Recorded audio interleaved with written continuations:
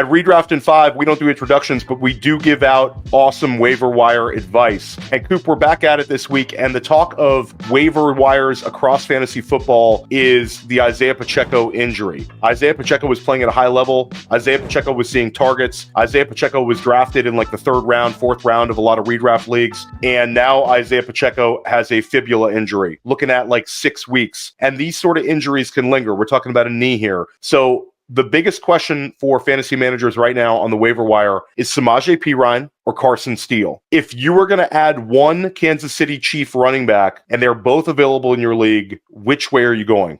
Now, personally, I don't get too wrapped up in the hype and what we're supposed to be doing. I wasn't adding a ton of Isaiah likely last week, and this week with this one, I don't particularly want to go crazy here. And the problem is that, they're going to get Clyde Edwards-Helaire back at a certain point, and he's probably still going to be the second dog. If I had to pick one here, it would be Samaje Perine because he operates on pass downs, and when you throw CH back in the mix, there's a possibility that Perine still keeps his pass down role, right? So to me, he's the most interesting. The thing with Carson Steele is, yes, it's fun that he has an alligator. Yes, it's fun that he has a mullet. Yes, his whole story is cool. But this guy, to me, when I go and look at comparable players, I can't find running backs that ran a 4.8 or slower that truly pop for football. The only guy, Theo, that I could find that ran a 4.8 or slower and finished as an RB2 or better was Mike Tolbert on the Chargers. That's the only. We're talking Mike Tolbert. Mike Tolbert had the greatest nickname of all time. Wasn't it like the big bowl of jelly or something like that? It was something jelly. The round mound of touchdowns. It was amazing. That's the Jared Lorenzo. But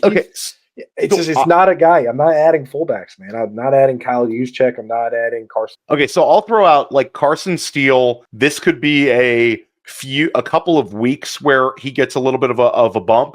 But I think that they're going to do what they can to not have to use him at a high volume rate. I agree with you that we want to avoid like the unathletic player. He's still functional in terms of short yardage situations. I'll throw out one guy, Matt Asiata. We saw Matt Asiata have some games there for Minnesota where he filled in, and it was a short period of time where he was a little bit more of a fullback, but sort of did it. Sure, he was faster than 4.79. No disrespect to Matt Asiata's people out there. I'm not calling him a 4.79 40 guy.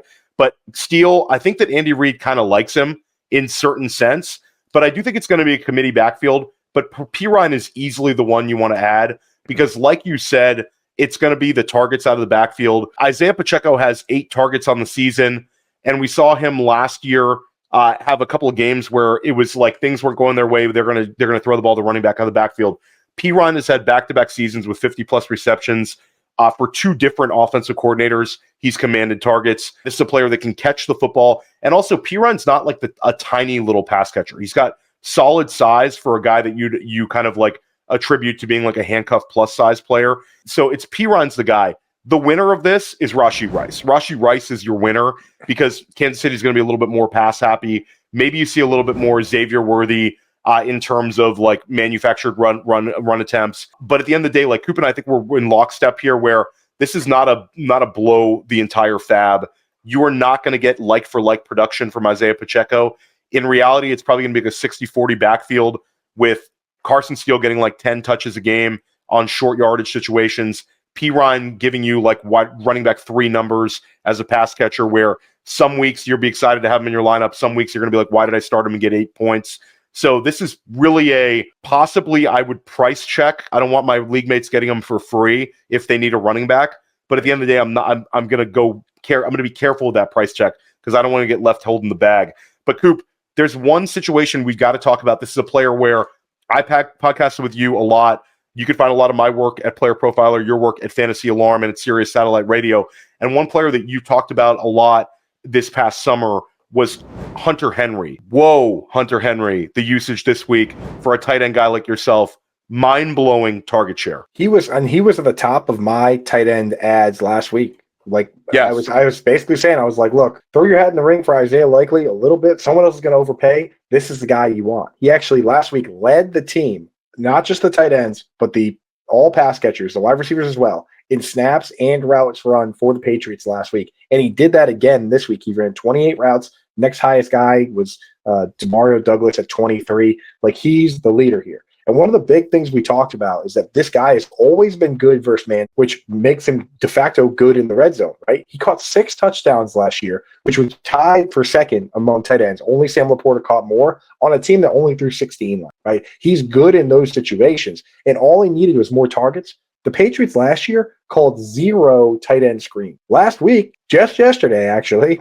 they got Hunter Henry a screen that he took for 35 yards because that's what Alex Van Pelt does. Alex Van Pelt with the Browns called the second most tight end screens of any team. Hunter Henry was always good in man-to-man. He was always good in the red zone. Now he's getting some manufactured touches, some shorter passes, right? Some screens, some slants. Like Hunter Henry, man, he could be the dark horse this year that sneaks his way into the back end of the top 5. I mean, if he's going to lead this team and the team's going to look okay, which they actually honestly have looked okay.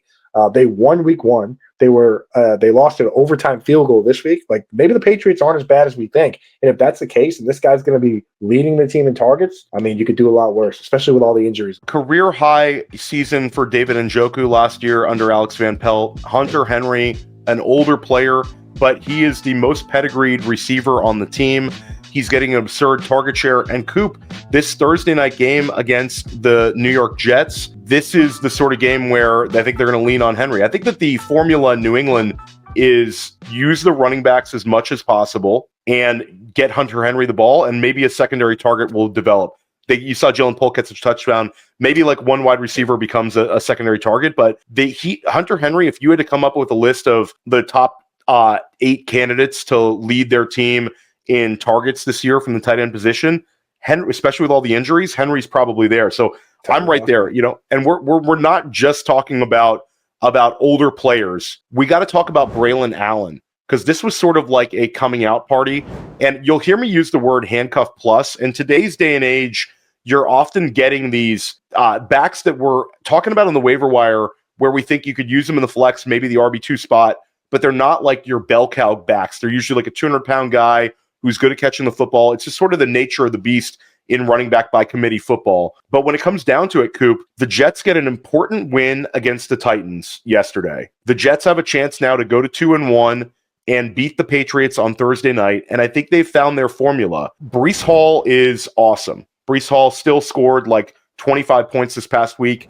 At the end of we're recording this before Monday Night Football, but even if Saquon Barkley and Bijan have big games, we'd expect Breece Hall to finish as a top 5 running back this week. But a funny thing happened. They started mixing in Braelon Allen as sort of a thunder and lightning backfield, and Braelon Allen scored a touchdown on a run. He had 7 carries for 33 yards, but he also had 4 targets, and he scored a touchdown on a catch as well, which is sort of the knock on him coming out of Wisconsin, where Wisconsin, he didn't catch any passes until his final year there, and then people said it was sort of like manufactured pass catching.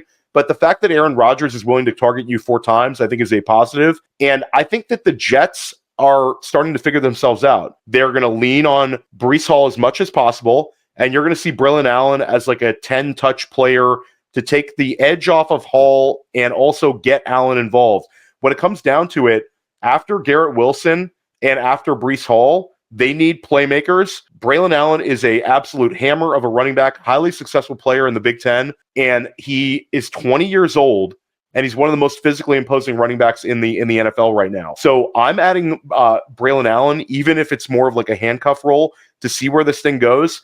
And I'll say with his sort of talent that he's flashed and his ability to handle volume, any week that Breece Hall misses, Braelon Allen would be like a top 15 play, if not a top 12 play at the running back position. Easily. And I'll tell you what, you talked about like the Braelon Allen getting these manufactured targets. That's a big part of what Nathaniel Hackett and Aaron Rodgers want to do. The running back last year that led the league in running back screens was Breece Hall with 30. The year before that, it was Aaron Jones playing with Aaron Rodgers. The year before that, it was Aaron Jones again playing with Aaron Rodgers and with Nathaniel Hackett. Their idea is that Aaron Rodgers, if he sees pressure coming, he'll audible to these screens, and you get those for free. So for me, I look at it, and there's so many situations out there where you have a good running back on a bad team, and his handcuff means nothing. You have good running back on a good team, but the backup is not a good player. And that handcuff means nothing, right? Or, there's so many teams that just have bad running backs and bad teams. There's so few situations that can create a Jordan Mason where you have a good running back on a good team with a good running back behind him. with the Jets and possibly also the Bills with Ray Davis, you have these teams that have good running backs that now seem to have good running backs behind them. So you got to keep an eye on these guys. Right now, we stash Braelon Allen. Keep an eye on guys like Ray Davis, Trey Benson, because those are situations where, okay, good offense. Let's keep an eye on these guys. So I'm loving the Braelon Allen call, man. He looked smooth out there, right? So for me, the next guy I'm adding here, we went tight end already. We talked about running back. We got to look at quarterback here because last week we went out and told everybody, like, dude, you got to add Baker Mayfield right now because they're and you pointed out how much they're throwing in the red zone, right? They're willing to let Baker Mayfield throw from there. They're not running the ball well. Mike Evans looks good. Chris Godwin looks good. Jalen McMillan looks good. Baker Mayfield looks awesome. He's the QB1 right now in fantasy. This week, we're telling you right now, Derek Carr, this might not be a fluke. This team is firing on all cylinders. We love the Clint Kubiak offense that came over, where they use a fullback and they use some blocking tight ends, but they really highlight guys like Chris Olave, Rashid Shaheed, with all the motion and the cheat motion and all these things that the 49ers and the Dolphins have been doing, right? They're doing all that now. They're getting the ball to Alvin Kamara, right? The thing with Alvin Kamara is for a long time, he's never had a 1,000-yard rushing season. And his pass work has been an extension of the run game. The back-to-back-to-back seasons with 80 catches, you know who's a huge beneficiary of that? Drew Brees, right? If you're just going to throw this guy 1,000 yards worth of receptions, the quarterback gets all that, and it's nice and easy. And the big kicker here, the one thing that scared us away from Derek Carr for all this time has been Taysom Hill, because they would send him in there for goal line, and it would kind of ruin everything. Taysom Hill not only has 2 QB snaps so far, 1 in each game, but he got hurt. He got a chest injury there, Theo, right? So, I mean, Derek Carr right now, he could potentially be the guy. And if you're playing in a deeper league where guys like Baker and Carr, because even Baker's out there in like 30, 40% of the leagues, Theo, he might still be out there. But if you play in deeper leagues like we do, FFPC, Sam Darnold is the guy you got to look at here. Sammy D, right? Just to sneak him in there. Sam Darnold, week 1, he had the second best, grade per Pro Football Focus. They just played the Giants. He didn't need to throw much. This week, they need to throw more. He looks great.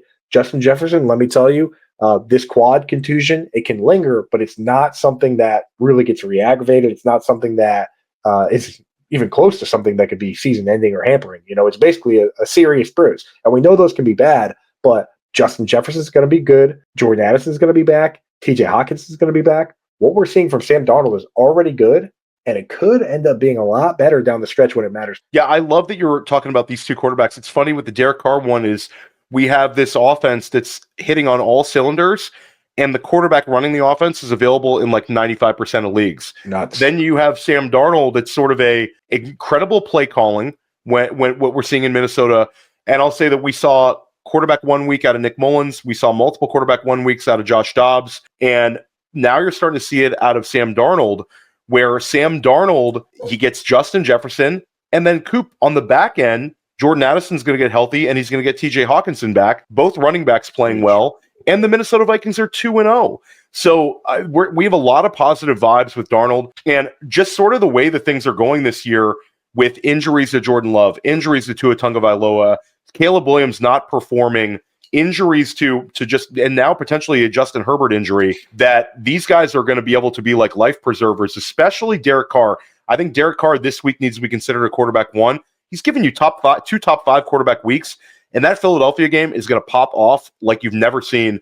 The fans in New Orleans are going to be so excited. The game kind of screams shootout. It's got Kubiak versus Kellen Moore. Both of these guys are going to put pressure on one another. I cannot wait for that game. I love it. And then other thing is where people are like, hey guys, it's only 2 weeks. Last year, Baker Mayfield, Sam Howell, Jordan Love, CJ Stroud, all QB1s, all selected well outside of QB1 range. Some of those guys were not even selected as QB2s. The year before, Justin Fields and Trevor Lawrence, both selected as QB2s, finished as QB1s. But Geno Smith was left for dead, finished quarterback 6. That's sort of like the Derek Carr dream scenario right now, is he gives you a Geno Smith-like season, a season for him to hang his hat on. We love it. Give Clint Kubiak a big ass raise already for what he's done with that Dallas win. The Texans had to pay Bobby Slowick extra just so he wouldn't leave this past year. And I think if the Saints don't want Kubiak to be a head coach somewhere else, they got to throw the bag. Just make him their head coach, right? And Ben Johnson. We're talking about Kubiak's getting that kind of steam right now. And I got to talk about it. We didn't talk about a wide receiver, And shout out to Clay and Shane and Scott. You guys can be heated about Redraft in 5, talking about this player. Coop, you might just want to just get out of the StreamYard early. But I got to talk about Quentin Johnston. I think I know where you're going. I got to talk about Quentin Johnston. I got to talk about him. And this is like an uncomfortable one where I could look like a complete moron in a week. I could look a complete moron right now to a lot of people laughing off Quentin Johnston, but we do need to talk about it. A player that was a first-round pick in the NFL draft, a player that had a very successful college career at TCU, has just had 2 straight weeks with a 20% target share, now a 30% target share. Now, it's a low-volume pass attack. You're seeing a lot of J.K. Dobbins, but at the end of the day, Quentin Johnston yesterday on Sunday ends up catching 5 balls for 51 yards, but Coop, 2 of those went for touchdowns. And usually guys that do absolutely nothing as rookies, we should completely stay away. But every now and then you get a DJ Chark situation. So it's probably not going to happen. Quentin Johnston's week 1 20% target share week was actually only like 3 catches for 38 yards. That's probably more likely a usual week for Quentin Johnston. But we've seen it now. In the game where the Chargers rolled 26-3, Quentin Johnston gets 5 catches, 51 yards, and 2 touchdowns. So I'll say this: even if you don't want to add him as a waiver wire ad, maybe just add him to your watch list, or just add him for like a 1 to 3% bid. Just see where this thing goes, just in case. Yeah, you know what? Here, I'll take a little heat off you with some examples. People forget that Devontae Adams, once upon a time, did not pop as a rookie. He didn't even pop his second. It wasn't until really his 3rd year that he did anything. Demaryius Thomas struggled as a rookie. Nico Collins struggled for 2 years until CJ Stroud showed up and he got healthy, and then he really popped. So it's not crazy. I know we'd like to see production as a rookie, especially when he did get a pretty big role with Justin Herbert, but you know what? They fired the coordinator for a reason. They fired the coaches for a reason. This is a new staff. It's a new offense, and we can't ignore it if this guy is playing the entire game and getting targeted every game. I mean, you just can't ignore that. You know what? And here's the beautiful thing, Theo. You can always drop guys. Right? That's right. You add the guy. You can still drop him. You know what I mean? This isn't best ball. You're not committed here. You add the guy. He does something. You keep him. If he flops, you drop him. Simple as that. Love it. Love it. If you're enjoying this video, make sure you hit the like button. Make sure you're subscribed here to Redraft in 5. And if you want to watch great Dynasty content, check out Dynasty Trades in 5, separate channel. But a big shout out to those guys. And we'll see you back here next week.